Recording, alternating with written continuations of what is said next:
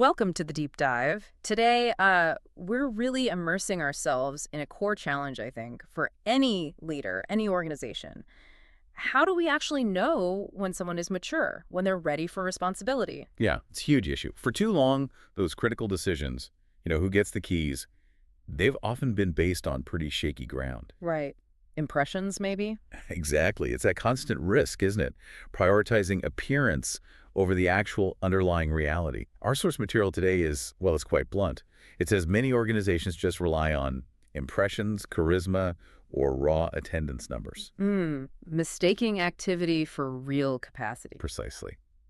And that's dangerous. And that kind of reliance, it leads to what one source memorably calls the quiet collapse. You build these impressive structures, launch new things, promote people based on, well, shallow roots. Untested potential, basically. Yeah. And it looks great for a while, maybe, but then the pressure comes and it just collapses. Yeah. Silently, sometimes. And the antidote proposed here, it's quite a shift. Instead of guessing or, going with your gut feeling. Which feels unreliable. Totally.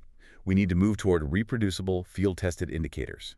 The material suggests tracking things, often hidden spiritual habits, relational depth, resilience, almost like vital signs on a health dashboard. I like that, a health dashboard. It changes the focus, doesn't it, from just performance to underlying stability. It really does. And to frame this whole approach, the sources lean heavily on a classic and really powerful metaphor. Ah, the gardening one. Exactly. Two key images. First, the gardener tending the vine. Understand that pruning isn't punishment. It's actually necessary for more fruit. It requires intentional intervention. Okay. And second, the process of the graft, which is incredibly delicate, right? It needs deep compatibility between the branch and the rootstock. It needs care, and it absolutely needs time for those systems to really fuse. So it's about process, patience, not just instant results. Precisely. These images ground us in the idea that readiness is a process, not just an event. Okay, so our mission today, for you listening, is to help move you from that vague hope, that gut feeling, toward what the source calls grounded discernment. Yeah, building a framework so you can move forward boldly, sure, but also wisely, making sure leaders and initiatives can actually bear weight and last. All right, let's unpack this. Let's look at the anatomy of readiness. Okay, so when we talk maturity here, the theological term often used is teleosis, which isn't just getting older, Right. It's about reaching the intended purpose, the end goal. It's this whole multidimensional thing, character and competency formation, leading to consistent fruitfulness. That sounds big. How do we break that down practically? Well, the source material uses that vine analogy again. It breaks readiness into three core systems: the roots, the stem, and the fruit. Okay, let's start at the bottom, pillar one, the roots. This is the hidden life, the foundation. And the sources are emphatic. Roots must precede fruit. Always. Makes sense. If the roots are shallow, whatever is built on top. It's temporary, right? Exactly, no matter how impressive it looks. So the indicators here are foundational, internal. Things like doctrinal soundness, not just knowing facts, but being able to teach core truth and apply them. Okay.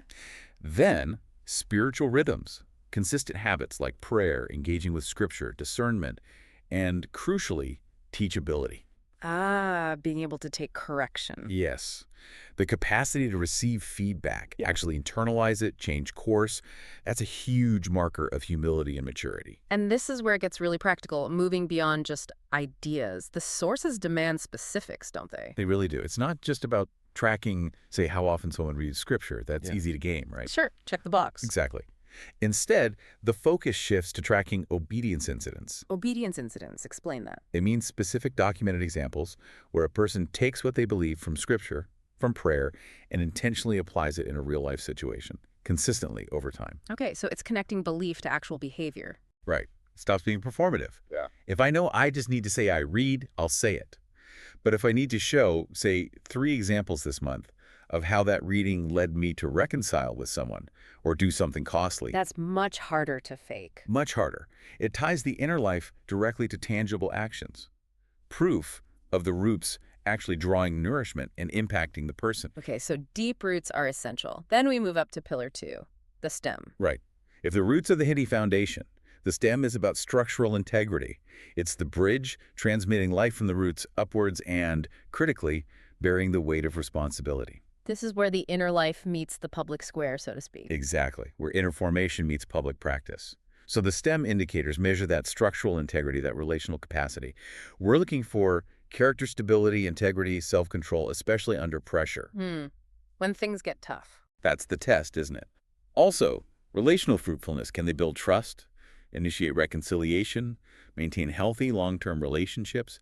And, of course, practical competence. Did it need the actual skills needed for the role?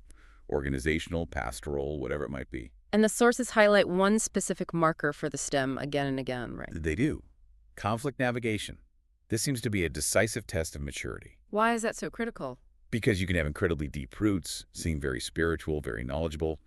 But if your stem is brittle, if you fracture under relational stress or disagreement. Then you can't really be relied upon. Exactly. If the first instinct in conflict is defensiveness, blaming, shutting down, avoiding, the organization simply can't depend on that person when things inevitably get difficult.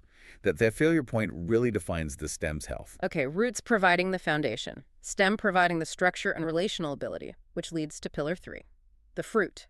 Yes, this is the external proof, the evidence that the whole system, roots and STEM, is actually healthy and working together. If the internal formation and structural integrity are there, Then the fruit should naturally follow. it must follow.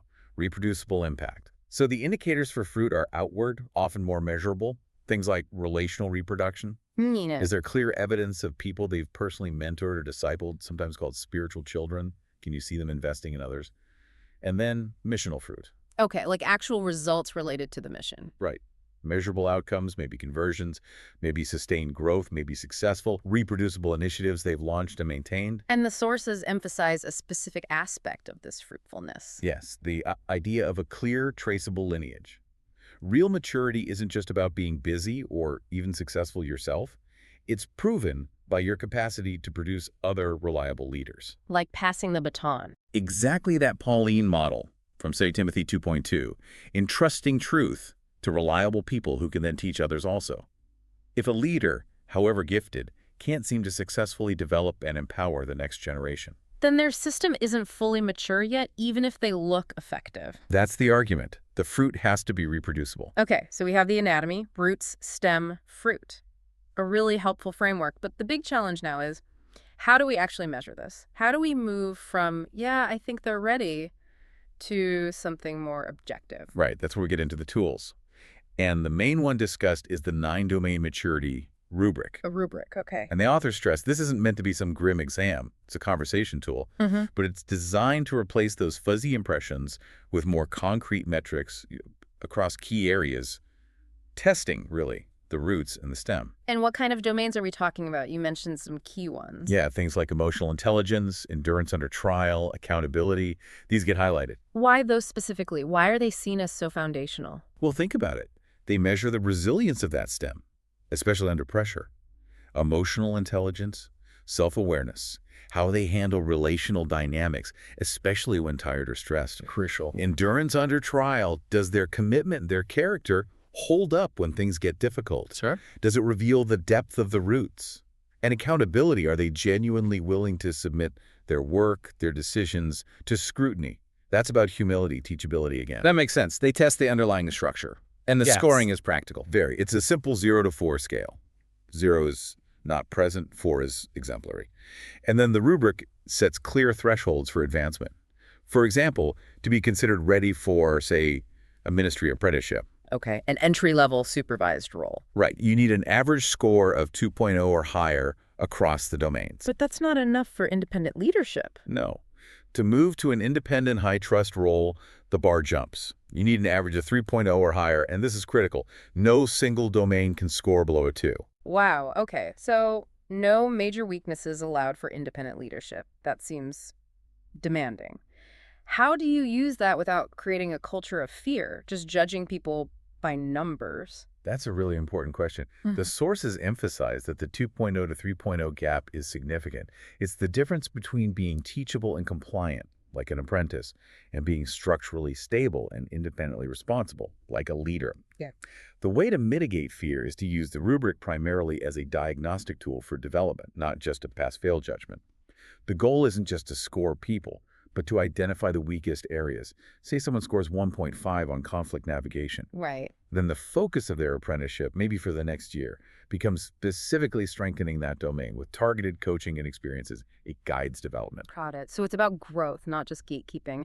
And the sources warn strongly against relying on just one piece of evidence, right? Like one great sermon or a glowing reference letter isn't enough. Absolutely not. That's called negligent in the source material.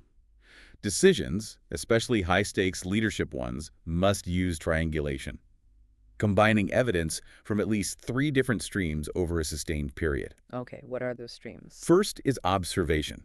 And not just casual observation. We're talking long-form service, maybe specific field trials, often needing 6 to 24 months of consistent oversight. You need to see them operate over time through ups and downs. See how they handle failure and recovery, not just success. Exactly. The second stream is testing and feedback. This includes structured 360-degree feedback, getting input from peers, people they lead, mentors, even those they serve, not just the boss. A wider perspective. Much wider. And sometimes this involves stress testing, deliberately putting the candidate in, say, a conflict simulation or under pressure while being observed to see how the stem holds up. Interesting, like a leadership stress test. Sort of, yeah. And the third stream is documentation, hard evidence, things like spiritual direction reports, performance reviews focused on the rubric domains, and those quantitative KPIs we mentioned earlier, like reproduction numbers. Are they actually developing others? So observation, testing feedback, and documentation. Combining all 3 gives you a much more reliable picture. That's the idea. True discernment comes from seeing the convergence of evidence from multiple angles over time. Okay, so we have the anatomy, roots, stem, fruit, and the assessment tools, rubric, triangulation.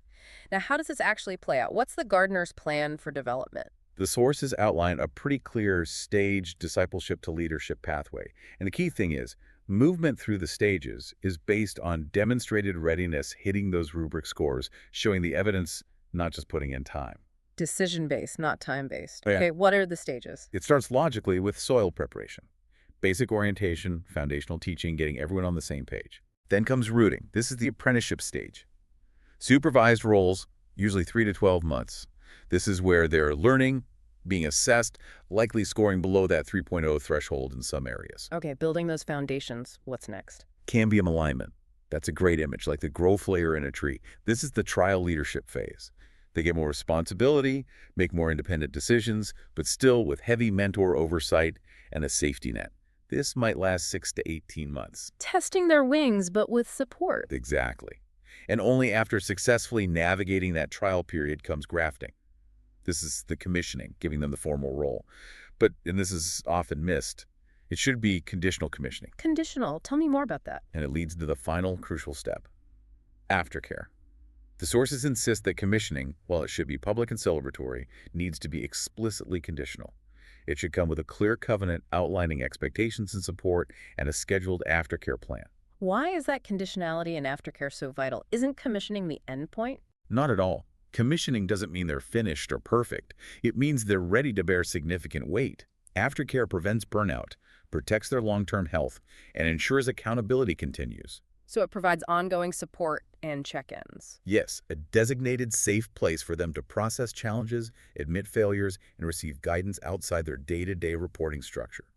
It recognizes that leadership is demanding and requires ongoing tending. That sounds incredibly wise, but also rare. It often is, which leads directly into the warnings about common pitfalls. Right. What are the big mistakes to avoid? First, the obvious one, premature promotion. Mistaking that charisma, that energy, that knowledge for tested, deep maturity.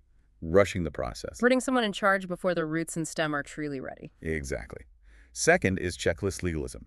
Getting so focused on the rubric scores that you lose the human element, the spirit-led discernment, the pastoral nuance.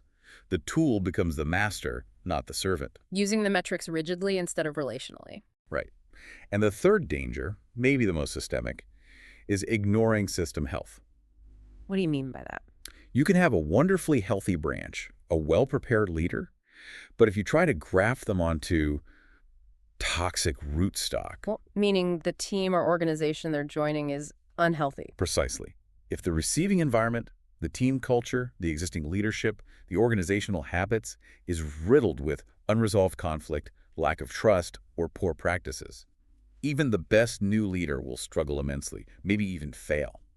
So you have to assess the health of the environment too, not just the individual. Absolutely. Yeah. Do the existing leadership model the accountability they expect? Yeah. Is there systemic dysfunction?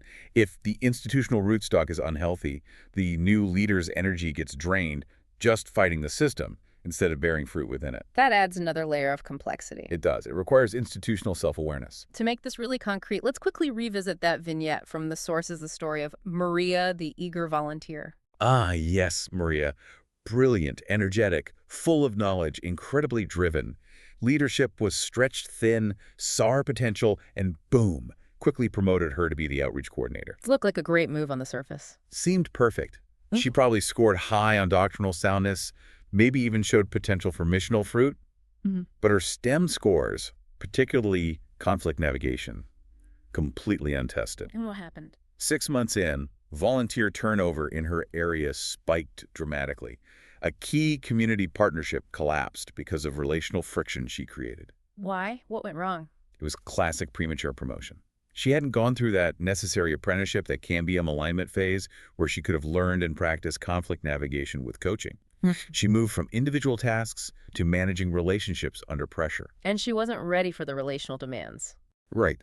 She apparently steamrolled volunteers, mistaking her own efficiency for healthy team dynamics.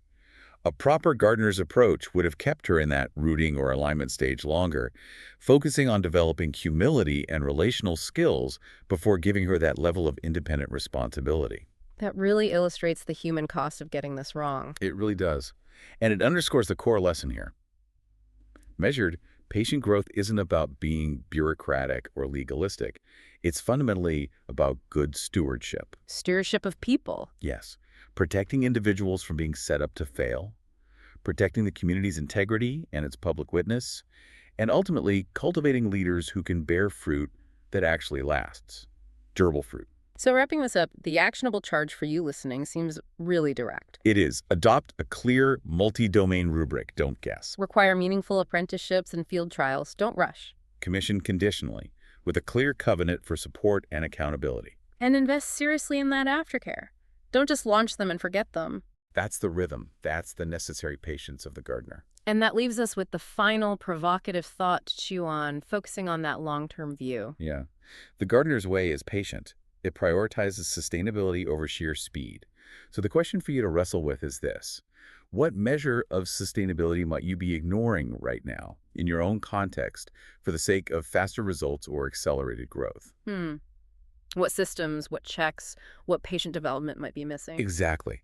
What would it truly take for your leaders, your initiatives, to produce fruit that lasts not just for this season, but for generations? What are you potentially sacrificing for speed? That's a challenging question to end on. That structural perspective changes things.